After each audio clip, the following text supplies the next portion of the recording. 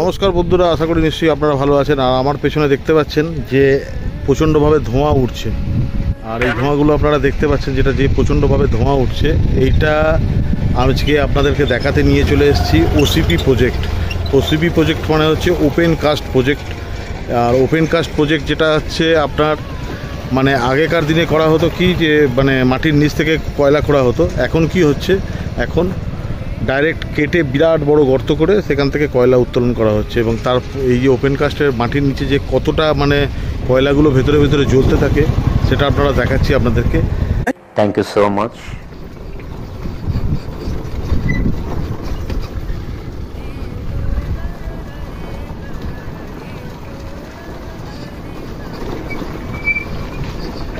দেখতেই পাচ্ছেন যে এটা হচ্ছে ওপেন কাস্ট প্রজেক্ট। মানে কি হচ্ছে, পাথরের সঙ্গে পাথরের ঘর্ষণের ফলে যখনই কয়লাগুলো ভাঙা হচ্ছে তো কয়লার মধ্যে ভেতরে আগুন লেগে যাচ্ছে এবং সেইগুলো ভেতরে ভেতরে জ্বলছে।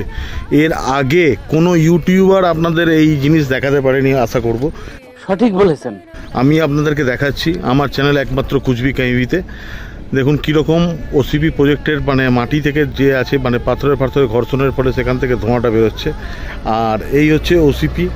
পুরো চারদিকে জায়গাটা আপনারা দেখতে পাবেন, দেখতেই পাচ্ছেন। এই ডাম্পারগুলো করে কয়লাগুলোকে উত্তোলন করা হচ্ছে। আগে যেভাবে কয়লা নেওয়া হতো মাটির ভেতরে সুড়ঙ্গ করে, এখন আর সেই সুড়ঙ্গ করা হচ্ছে না। এখন হচ্ছে কি ডাইরেক্ট জায়গাটাকে আপনার মানে যেমন পাহাড়ে ওঠে সেইভাবে গোল গোল করে রাস্তা করে করে ডিপ করে করে যতদূর কয়লা পাওয়া যাচ্ছে ততদূর এই কয়লাগুলোকে আপনার কেটে নেওয়া হচ্ছে, কেটে এই মানে ওপেন কাস্ট প্রজেক্ট করা হচ্ছে। আর চারদিকে আপনি দেখতেই পাচ্ছেন এর ফলে কিছুটা ভূমিধস বা কিছুটা এর মানে তৈরি হয়। পুরো জায়গাটা আপনারা দেখলে বিশ্বাস করতে পারবেন না যে জায়গাটা কী রকম ছিল। ঠিক বলেছো। আর ওপরে যে এই যে মাটি কয়লার মাটিগুলো যে কাটা হচ্ছে কেটে কেটে ওপরে পাথরের মানে পাহাড়ের মতো একটা রূপ নিয়েছে। যখন ওপেন কাস্ট প্রজেক্টগুলো ছেড়ে দেওয়া হবে, এই ছেড়ে দেওয়ার ফলে কি হবে, তখন এতে জল জমে যাবে এবং তাতে নানা রকম মাছ চাষ বা এইসব করা হয়। তো কতটা মাছ চাষ হবে সেটা বলা যায় না। দেখুন যে জলটা বেরোচ্ছে সেটা এতে করে নিয়ে নেওয়া হচ্ছে। আর এটা হচ্ছে ট্রাক ড্রাইভারদের যারা আছে নামের শেড। আর এইদিকে একটা ওপেন কাস্ট ছিল যেটা এখন জল জমে গেছে, এটাও আপনাদেরকে দেখিয়ে দিচ্ছি। আজকে যে আমি ওপেন কাস্ট প্রজেক্টে এসেছি সেটা হচ্ছে দহিবাড়ি ওপেন কাস্ট প্রজেক্ট। দেখুন ওপেন কাস্ট প্রজেক্ট করার ফলে জমির চরিত্র কীরকম হয়ে গেছে। এতে খরচাটা অনেক কম পড়ে, কিন্তু খরচা কম পড়লেও কি হয়, নানা রকম মানে জমি আর কোনো সেইভাবে কোনো কাজে লাগানো যায় না। দেখছেন কিভাবে রাস্তার মানে মাটি কেটে কেটে কেটে কেটে এই ওপেন কাস্ট প্রজেক্টটা করা হয়েছে।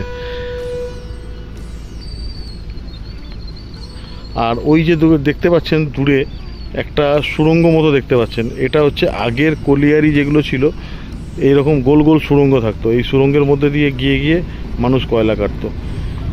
আর এই পাথরটা ছেড়ে দেওয়ার কারণ এখানে কোনো কয়লা নেই, এটা আপনার হচ্ছে পুরোপুরি পাথর বলে এটা ছেড়ে দেওয়া আছে। বাকি জায়গা দেখুন যতটা কয়লা ছিল টোটালটা কেটে নিয়েছে, টোটালটা কাটা হয়ে গেছে। কাটার ফলে আপনার বুঝতেই পাচ্ছেন। আর এটা হচ্ছে আপনার দহিবাড়ি বাজার থেকে দহিবাড়ি গ্রাম গড়াইপাড়া যাওয়ার একটা একমাত্র রাস্তা। গ্রামের মানুষ এইটা দিয়েই যাতায়াত করে। আহারে কি কোন। আর একটা দিক থেকে আপনাদেরকে দেখিয়ে দিচ্ছি যে কীরকম ওপেন কাস্ট প্রজেক্টটা পুরোপুরি এই অ্যাঙ্গেল থেকে আপনারা ভালো করে বুঝতে পারবেন। দেখুন সামনে কত ধোঁয়া। এই ধোঁয়াগুলো ওই আপনার হচ্ছে আপনার পাথরে পাথরে এবং মাটির ঘর্ষণের ফলে কি হয়েছে, যেটা আপনার কয়লার মধ্যে ভেতরে ভেতরে জমির ভেতরে আগুন লেগে গেছে এবং সেগুলো থেকে দেখুন কন্টিনিউ ধোঁয়া বেরোচ্ছে। আর সেখান থেকেই আমাদের এই কয়লাগুলো কেটে একদম নিয়ে যাওয়া হয়। পুরো জায়গাটা বুঝতে পারছেন এখানে টেম্পারেচারটা কতটা হাই থাকে। সবসময় এখানে টেম্পারেচার হাই। গরমকালে যখন আসবেন টেম্পারেচার এখানে বিশাল আরও টেম্পারেচার থাকে। যদি 44-43 ডিগ্রি যখন টেম্পারেচার হয় তখন এখানে মোটামুটি 50 থাকে টেম্পারেচার। মানে উনুনের আঁচ পাবেন, শীতকালে আরাম লাগবে। এই হচ্ছে আপনার ওপেন কাস্ট প্রজেক্ট কতটা নিচে পর্যন্ত গেছে, কয়লা কেটে কেটে এটা পুরো ডিপ হচ্ছে। আর নিচে দেখতেই পাচ্ছেন, আর নিচে আপনাদেরকে একটা লক্ষ্য করাই যে কত দূরে মানুষ নেমে গেছে। দেখুন, জুম করে দেখাচ্ছি আপনাদেরকে, দেখুন কত মানুষ নেমেছে, নেমে ওই আপনার কাজ করছে।